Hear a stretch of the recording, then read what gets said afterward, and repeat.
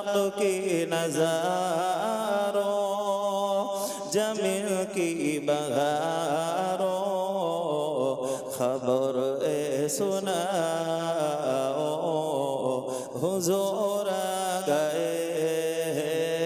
अल्लाहुम्मा सल्ले अला।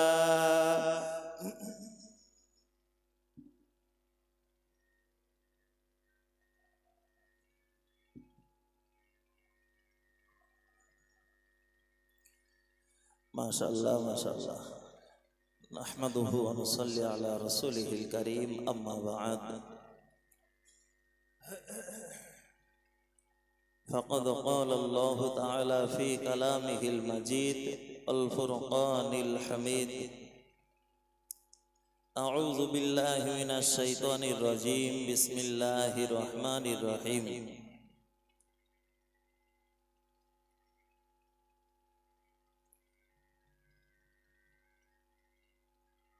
कुल्लु नफ्सिन ज़ाइक़तुल मौत व इन्नमा तुवफ़्फ़ौना उजूरकुम यौमल क़ियामह। व क़ाल अन्नबिय्यु सल्लल्लाहु अलैहि वसल्लम अद्दुनिया व मज़रतुल आखिरह औ कमा क़ाल अलैहि सलातु वस्सलाम। सम्मानीय বিরাট মাহফিলের সুযোগ্য মাথার মুকুট পরিচালক আমাদের স্নেহভাজন ভাই হাফেজ মাওলানা শরীফুল ইসলাম এবং আমার পূর্বে বিদায়ী বক্তা হাফেজ হামিম সাহেব এবং আমার স্টেজে উপস্থিত মুফতি সাহেব, ডাইনে বামে উপস্থিত অনেক হাফেজ উলামারা, বিশেষ করে আজকের পাক জলসার প্রধান অতিথি জনাব মাওলানা মোহাম্মদ, চির ঐতিহাসিক বক্তা, বাংলা আসাম জুড়ে খ্যাতনামা বক্তা মাওলানা আজিজুর রহমান সাহেব এবং আমারই পরে মুফতি সাহেব, তারপরে উঠবেন পীর জাদা মাহফুজুল্লাহ হুসাইনি সাহেব। তিনি আমাদের কাছে আগত মেহমান, খুব তাড়াতাড়ি তাশরীফ আনবেন। মহান আল্লাহ পাকের নামের শুরুতে, আমরা আলোচনার শুরুতে কোরআন পাকের একটি আয়াতে কারিমা আমি তেলাওয়াত করেছি, সেটি হলো কুল্লু নাফসিন যায়িকাতুল মাউত। যে দুনিয়ার ধরাধাম ছেড়ে প্রতিটা নফসকে একদিন বিদায় নেওয়া লাগবে, মৃত্যুর স্বাদ তাকে গ্রহণ করাই লাগবে। এটা আল্লাহ পাকের কোরআনে বর্ণিত চ্যালেঞ্জমূলক একটি কথা। কিন্তু সেই মৃত্যুর পূর্বে আমাদের দরকার ছিল প্রিয় নবীর পরামর্শ অনুযায়ী যে দুনিয়াটা হলো তোমাদের জন্য শস্য ক্ষেত, চাষ করার জায়গা, আবাদ করার জায়গা। তার মানে ধান, পাট, রসুন, পেঁয়াজ, তেল এই চাষ করার জায়গা নয়। তার মানে হলো আখেরাতের জন্য যে পুঁজি প্রয়োজন, কবরে থাকতে গেলে যে পুঁজি প্রয়োজন, সেই পুঁজির জোগাড় করার জায়গা হলো এই দুনিয়ার জমিন। এই দুনিয়াটা হলো 50 বছরের জীবন, হলো পরকালের পুঁজি সঞ্চয় করার সুযোগ। কিন্তু দেখা যায় কে কতটা গাড়ি করতে পারি, কে কতটা বাড়ি করতে পারি, কে কত রোজগার করতে পারে, এই নিয়েই চলছে আমাদের জীবনব্যাপী প্রতিযোগিতা। কিন্তু বড় বড় আল্লাহ পাকের মাহবুব যারা ছিলেন, তারা দুনিয়ার জমিনে তাদের নিজেকে গোপন রাখতেন, কিন্তু আমরা তা পারি না। আমরা আমাদের নিজেদের গোপন রাখা তো দূরে যাক, যদি নিজের ভেতরে কোনো ভালো কিছু লুকিয়ে থাকে সেটা আগে প্রকাশ করার জন্য ব্যস্ত হয়ে পড়ি। মরণকে আমরা ভুলে গিয়েছি। জীবনের এমন কোনো আমল কি আমাদের আছে যে আমলটা পৃথিবীর কেউ জানে না? একমাত্র মালিকের সাথে আমাদের সম্পর্ক। মালিক ছাড়া, মালিক আর আমি ছাড়া, মহান আল্লাহ আর আমি ছাড়া যে আমল আর কেউ জানে না, এমন কোন আমল কি আমাদের আছে? এই এমন একটা আমল যদি থাকে, সেই আমলের পাওয়ার, সেই আমলের ক্ষমতা মহান আল্লাহর কাছে অনেক বেশি। একটু জোরে বলেন সুবহানাল্লাহ। সারা দুনিয়া ব্যাপী চাই নিজের সুনাম, যশ আর খ্যাতি, অর্জন করার প্রতিযোগিতা। কিন্তু আমাদের পূর্বে যারা এই দুনিয়া চালিয়েছিলেন, বড় বড় বাদশা ছিলেন, তারাও এই দেশ চালিয়েছিলেন শুধু সংসার। আমরা তো শুধু সংসার চালাই, কিন্তু বড় বড় বাদশা যারা, তারা দেশ চালিয়েছিলেন। যেমন মুসলিমদের হাতে প্রায় 1000 বছর এই দেশ ভারতবর্ষ শাসন হয়েছে, কথা ঠিক না ভুল? তারপরেও কত সুনামের সাথে দেশ চলেছে।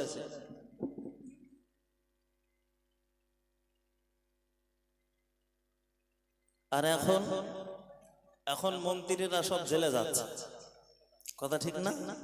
কিন্তু মুসলিমরাও দেশ চালিয়েছিলেন। সম্রাট শাহজাহান, সম্রাট ঔরঙ্গজেব, তারাও মৃত্যুর কোলে ঢলে পড়েছে। বড় বড় বাদশাহ হওয়ার পরেও কুল্লু নাফসিন যায়িকাতুল মাউত, শেষ পরিণতি হয়েছে তাদের মৃত্যু। মৃত্যুর সাথে কারোর আপোষ নেই। মৃত্যু সকলের কাছে নির্দিষ্ট সময় মতো পৌঁছে যাবে। কিন্তু বান্দা, মৃত্যু তোমার কাছে যাওয়ার আগে তোমার জীবনের কর্মফল তুমি কতটা ভালো করতে পেরেছো, গ্রামবাসীর জন্য কি করতে পেরেছো, দেশবাসীর জন্য তুমি কি করতে পেরেছো, মহান আল্লাহর সামনে সেটাই হয়ে থাকবে তোমার জীবনের রেকর্ড। একবার জোরে বলুন সুবহানাল্লাহ। নিজেকে কখনো কেউ যদি জ্ঞানী মনে করে, মুসা আলাইহিস সালাতু ওয়াস সালাম তিনি তানার জামানার সর্বোত্তম জ্ঞানী ছিলেন। তাকে জিজ্ঞাসা করা হয়েছিল, মুসা বলো আপনার এই যুগে সবচেয়ে জ্ঞানী কে? মুসা নবীর উম্মতেরা জিজ্ঞাসা করেছিল। আল্লাহ পাকের নবী মুসা আলাইহিস সালাতু ওয়াস সালাম বলেছিলেন, হে আমার উম্মতেরা, আমি মুসা আলাইহিস সালাতু ওয়াস সালাম জানিয়ে দিলাম, আমার এই জামানায় সবচাইতে জ্ঞানী হলাম আমি নিজেই মুসা। আল্লাহ পাকের নবী মুসা বলো মিথ্যা কথা বলে নাই। তার কারণ হলো আল্লাহ পাক তাকেই নবী বানান যে মানুষটা সেই যুগের সর্ব বিষয়ে শিক্ষা অর্জন করেছে। জোরে বলুন সুবহানাল্লাহ। আল্লাহ পাক রব্বুল আলামিন বললেন, মুসা মনে রাখো, তোমার কথা ঠিক আছে, মিথ্যা বলো না, কিন্তু আমি আল্লাহ পাক ওটা ভালোবাসলাম না, ওটা পছন্দ করলাম না। তার কারণ হলো তোমার জ্ঞানের কথা তোমার মুখ থেকে এই শুনতে আমি আল্লাহ বড় অপছন্দ করলাম। তাই মুসা আলাইহিস সালাতু ওয়াস সালামকে পাঠিয়ে দিলেন খিজির আলাইহিস সালাতু ওয়াস সালামের কাছে। আল্লাহ পাকের মহান ওলি খিজিরের কাছে পাঠিয়ে দিলেন, যাও যাও চলে যাও, এমন করে সমুদ্রের নিচেই চলে যাও, দেখো তোমার চাইতে জ্ঞানী মানুষ দুনিয়ায় তোমার যুগেই বেঁচে আছে। জোরে বলুন সুবহানাল্লাহ। সে ঘটনা অনেক লম্বা, আমি এতটুকুই বোঝালাম যে মুসা বললেন, আমার এই যুগে আমি হলাম সবচাইতে জ্ঞানী। আল্লাহ বললেন, মুসা কথা সত্য, কথা মিথ্যা না। কারণ নবী সেই মানুষটাই হয় তার যুগে যে সর্ব বিষয়ে সর্বসমন্বয়ে জ্ঞানী হয়, তাকেই আল্লাহ নবী বানান। তা আমি আল্লাহ তোমাকে নবী বানিয়েছি মানে তোমার দৃষ্টিভঙ্গি ঠিক আছে, তোমার কথা সত্য, কিন্তু তুমি যে জ্ঞানী এটা তোমার মুখ থেকে বার হওয়াটা আমি আল্লাহ পছন্দ করিনি। ওই জন্য যাও সমুদ্রের তলায় চলে যাও। তাহলে আল্লাহ পাক জ্ঞানী তার জামানায় আরো ছিলেন, তাকে তার সাথে মুসাকে পরিচয় করিয়ে দিলেন। আমিও ঘটনায় যাচ্ছি না, তবে এতটুকু বোঝা প্রয়োজন যে আমরা আমাদের নিজেরকে যত জাহির করতে পারি, যত আলগা করতে পারি, মানুষের সামনে যত হাইলাইট হতে পারি, নিজের বুকটা যেন, সিনাটা যেন পাঁচাত হয়ে যায়। কিন্তু আল্লাহর খাস ওলি মাহবুব বান্দা যারা হয়, এরা কখনো নিজেকে জাহির করে না, এরা সর্বসময় নিজেকে গোপন রাখার চেষ্টা করে। জোরে বলুন সুবহানাল্লাহ।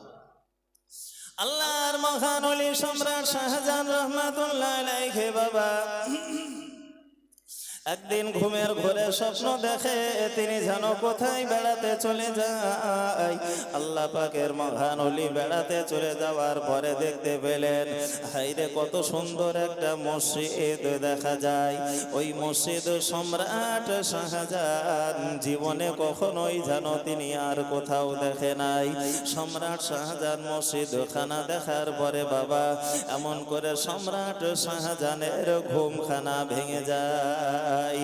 সম্রাট শাহজাহান দেখে মনে করে আল্লাহ এত সুন্দর মসজিদ আবার কোথায় রয়েছে আল্লাহ, আমি ওই মসজিদ যদি নিজেই বানাতে পারতাম আল্লাহ আমার জীবন খানা ধন্য হয়ে যেত।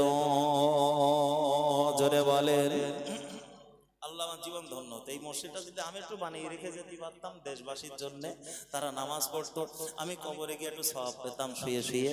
সম্রাট শাহজাহান সেই মসজিদের নকশা তার চোখের সামনে আর আয়ত্ত করতে পারছে না, মনে আনতে পারছে না। তার দেশের ইঞ্জিনিয়ারদের ডাকলেন, তারপর মেকানিক যারা তাদেরকেও ডাকলেন, এই আমার একটা মসজিদের নকশা এঁকে দাও তোমরা, যার নকশার সাথে মিলে যাবে আমি বুঝতে পারবো হ্যাঁ সে আমার কাছে অনেক পুরস্কৃত হবে।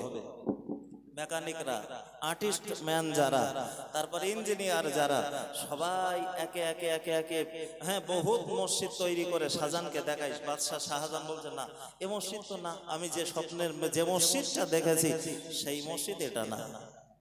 শাহজাহান বাদশাহ কিন্তু জনতন মানুষ না, তিনিও মস্ত বড় আল্লাহর ওলি ছিলেন, মস্ত বড় আল্লাহর ওলি ছিলেন।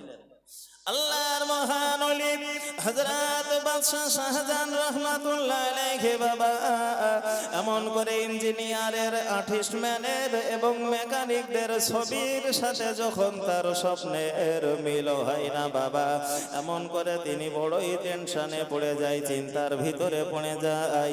সম্রাট শাহজাহান রাজ দরবারের কর্মকাণ্ড যেন তার আস্তে আস্তে ঢিলা হয়ে যায়, মন বসে না, সংসারে যেন মন বসে না, দেশের কাজে যেন তার মন বসে না। আল্লাহর মহান ওলি সম্রাট শাহজাহান ওই সময়তে বাবা আবারও তিনি ঘুমিয়ে পড়লেন। আবারও ঘুমিয়ে পড়ার পরে আবার স্বপ্নের ভিতরে তিনি দেখতে পেলেন, হায়রে যে মানুষটা ওই মসজিদের পাশে দাঁড়িয়ে মসজিদের নকশাটা আমাকে দেখিয়েছিলেন, ওই মানুষটাই যেন আবার আমার সামনে হাজির হয়ে যায়। সম্রাট শাহজাহান জিজ্ঞাসা করলেন, ভাই রে আমাকে যে মসজিদের নকশা সেই দিন তুমি দেখিয়েছিলে, ওই মসজিদের নকশা আমি কোথাও জোগাড় করে পাই না, আমার নকশাখানা তুমি দেখিয়ে দাও। স্বপ্নের ভিতরে ওই মানুষটা বলেছিল, শাহজাহান এমন করে তোমার মসজিদের নকশা ইঞ্জিনিয়ার কোথায় খুঁজে পাবে না, না না পাবে না, পাবে না। তোমার মসজিদের নকশা মেকানিকরা কোথায় খুঁজে পাবে? ও শাহজাহান মনে রেখে দাও, জেনে রেখে দাও, এমন করে যেখানে তোমার মেকানিকের কর্মকাণ্ড শেষ হয়ে যায় ওই সময় আল্লাহর ওলিদের খেলা শুরু হয়ে যায়। জোরে বলুন সুবহানাল্লাহ। কি বললেন? যেখানে ইঞ্জিনিয়ারের ক্ষমতা শেষ সেখানে আল্লাহর ওলিদের খেলা শুরু। জোরে বলেন সুবহানাল্লাহ। বাদশাহ শাহজাহান বললেন, আমার কি করতে হবে, কোথায় যেতে হবে? তা বললেন, তুমি এখন বরং চলে যাও। কোথায়? তোমার ওই যুগের সবচাইতে বড় আলেম যার মনে হয় তার কাছে গিয়ে তুমি পরামর্শ করো, তার কাছে গিয়ে পরামর্শ করো। শাহজাহান চলে গেলেন, তার কাছে যিনি সবচাইতে বড় আলেম মনে হয়েছে তার কাছে গিয়ে বিষয়টা ডিসকাস করলেন, পরামর্শ করলেন। তা পরামর্শ করার পরে তিনি বললেন, সেই আল্লাহর ওলি ব্যক্তি সেই মানুষটা বললেন, মাহবুব বান্দা বললেন, ও শাহজাহান আপনি এই মসজিদ পাওয়ার জন্য আমার কাছে আসলেন কেন? এই মসজিদের নকশা আপনার রাজ দরবারেই তো রয়েছে এমন ব্যক্তি যেই মসজিদের নকশা দেওয়ার উপযুক্ত। জোরে বলে, এই মসজিদের নকশা আপনি পাবেন কোথায়? কোথাও মিলবে না। আর আমার কাছেই বা কেন আসলেন? আমার কাছেও আসতে হবে না। আপনার এই যে স্বপ্নে দেখা মসজিদ, এটা আপনি আপনার রাজ দরবারের অনেক ব্যক্তি রয়েছে যাদের কাছে গেলেই তারা আপনার এই নকশাটা হুবহু দিয়ে দেবে। সম্রাট শাহজাহান তো জিভে কামড় খেয়েছে, বলেন কি? হ্যাঁ, তোমার দরবারে চলে যাও। কার কাছে যেতে হবে? তা বলছে, তোমার রাজ দরবারে যিনি রাধুনী বাবুচ্চি, ওই রাধুনীর কাছে চলে যাও। গিয়ে কি হবে? আমার কথা খুলে বলতে পারবে না, আমি পাঠিয়েছি এটা আমার কথা তুমি একবারও বলবে না, তবে তার কাছে গিয়ে তুমি জিজ্ঞাসা করো এই নকশা তার কাছেই আছে, তে বলে দেবে। সম্রাট শাহজাহান তো জিভে কামড় খেয়েছে যে আমার দরবারে রাঁধুনি যিনি রান্নার কাজ করে সেই মানুষটাই এই নকশা বলে দেবে। আল্লাহু আকবার। আমি সম্রাট হয়ে যে নকশার খবর আমার কাছে নেই, সে একটা রাঁধুনি হয়ে আমার স্বপ্নে দেখা মসজিদের নকশার খবর তার কাছে আছে। আল্লাহু আকবার। কত বড় আল্লাহর ওলি, জোরে বলেন সুবহানাল্লাহ। তারা ধরতে দেয়নি কাউকে, বুঝতে দেয়নি, নিজেকে গোপন রেখেছেন, বাতিনি রেখেছেন।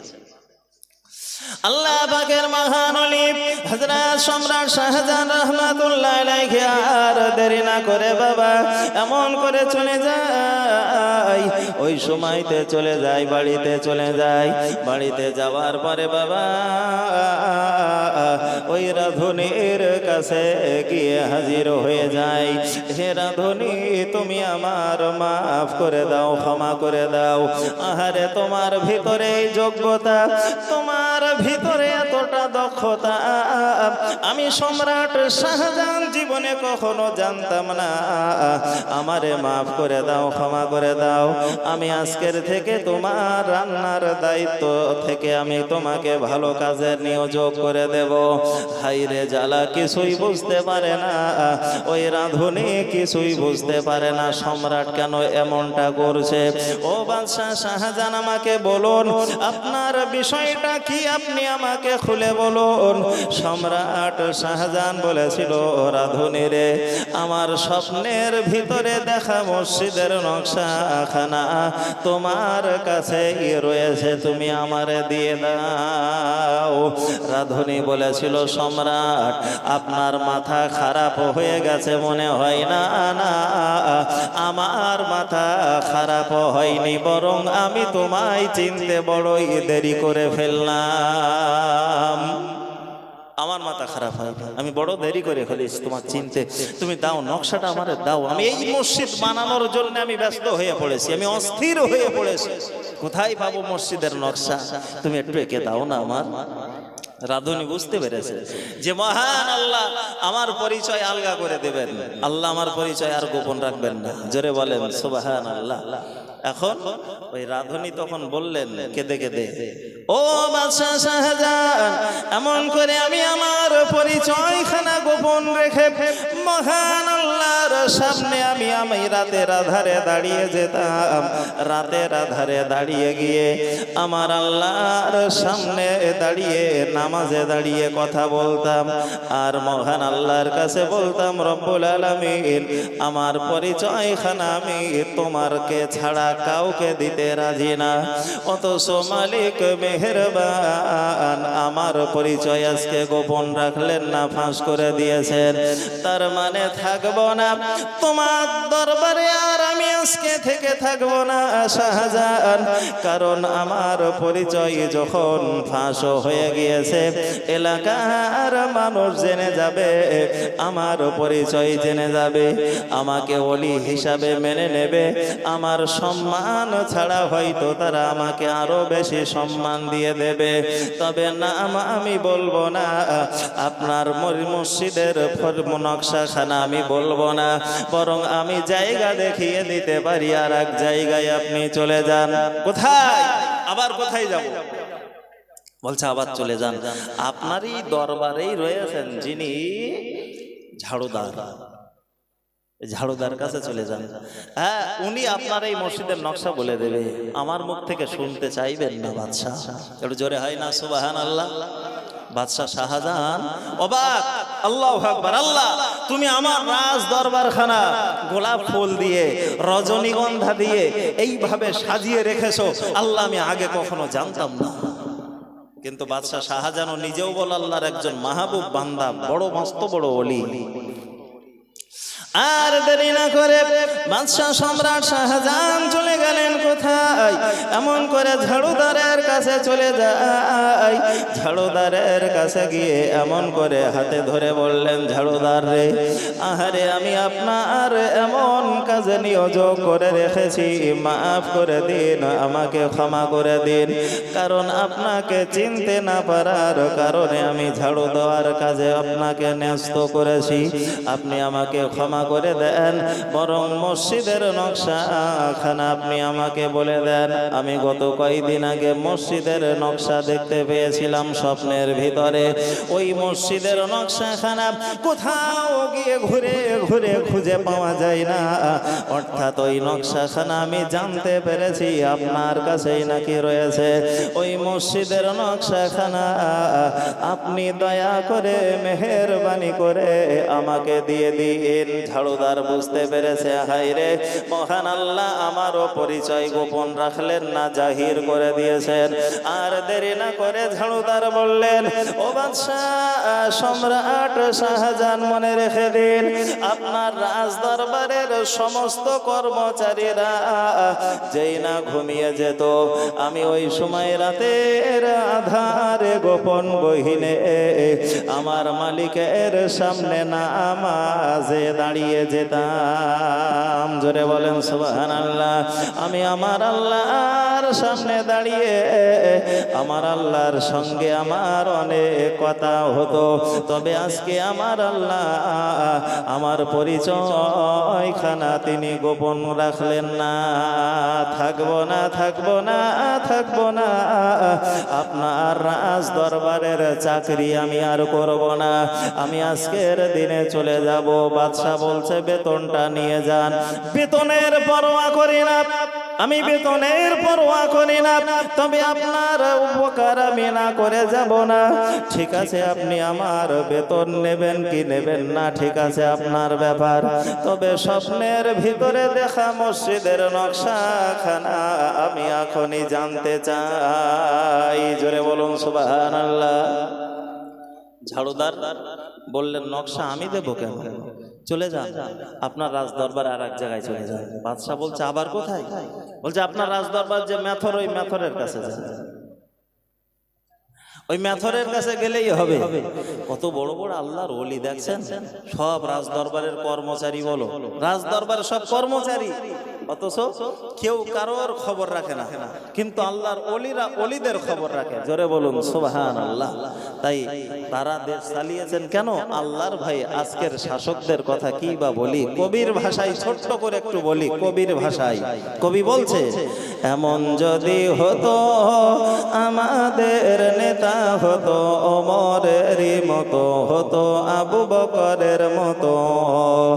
এমন যদি হতো আমাদের নেতা হতো ওমরেরই মতো, হতো আবু বকরের মতো। জনগণের খোঁজ খবর নিত রাত দুপুরে, ঘুরে ঘুরে দেখতো কে কে আছে বানাহারে। আমার দেশের কৃষক শ্রমিক বঞ্চিত হতো না, আমার দেশের মা বোনেরা লাঞ্ছিত হতো না।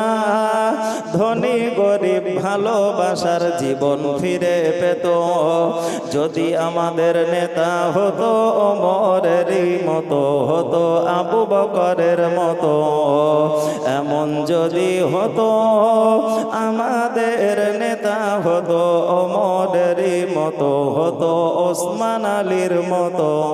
নারায়ে তাকবীর, নারায়ে তাকবীর, নারায়ে তাকবীর। আল কোরআনের আলো। মাশাআল্লাহ। আলোচনা লম্বা না করে এখানেই টানছি, যেহেতু ওলামায়ে কেরামগণ একের পর এক আমাদের কাছে তাশরীফ আনবেন।